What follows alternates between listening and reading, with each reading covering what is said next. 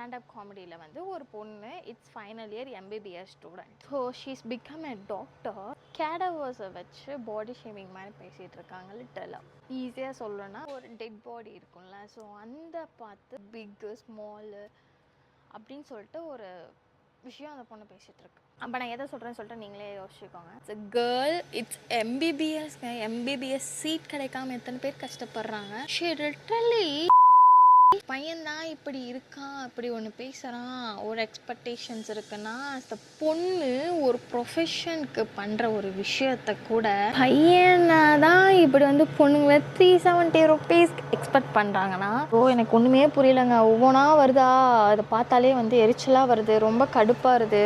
என்ன குத்த சொல்கிறதா பொண்ணை குத்த சொல்கிறதான்னு தெரியல. தயவு செய்து நீங்கள் கரெக்டாக இருங்க. இது ஒரு காமெடி ஷோனுக்கோசரம் நீங்கள் இஷ்டத்துக்கு பேசலான்னு கிடையாது, அப்படி கிடையாது. காமெடிங்கிறதே வேற. எத்தனை காமெடியன் நீங்கள் பார்க்குறீங்க, எத்தனை ஸ்டாண்டப் காமெடி பண்ணுறவங்களை பார்த்துருக்கேன் நான். யாருமே இந்த மாதிரிலாம் பண்ணலை. இதை நான் என்கரேஜ் பண்ணவே மாட்டேன். இதை யாருமே என்கரேஜ் பண்ண மாட்டாங்க. தெரிஞ்சு அதை வந்து வைரல் ஆகி அப்புறம் தான் அந்த பொண்ணு வந்துட்டு ரியலைஸ் பண்ணி அவங்க வந்து ஒரு போஸ்ட் போட்டிருக்காங்க, சரி பண்ணுற மாதிரி போட்டிருக்காங்க. அக்செப்ட் பண்ணுற மாதிரியா இருக்குது. சீரியஸாக 3 மாதத்துக்கு முன்னாடி போடும்போது உனக்கு புரியாது, இப்போ தான் புரிஞ்சிருக்கா? தயவுசே grow up, please grow up. நம்ம சொசைட்டியில் இருக்கோம், ப்ளீஸ் வர ஜென்ரேஷனுக்கு தயவு செய்து இப்படிலாம் நீங்கள் எக்ஸாம்பிளாக இருக்காதீங்க. ஆனால் அது யாருக்குமே ரொம்ப பேசல. இந்த 370 rupees பிரியாணி பற்றி தான் ரொம்ப பேசுகிறாங்க. அந்த பொண்ணை பற்றி பேசலை. என்ன ஹேடா வரா? இது வந்து ஒரிஜினல் ஒரு பொண்ணு அப்படியா?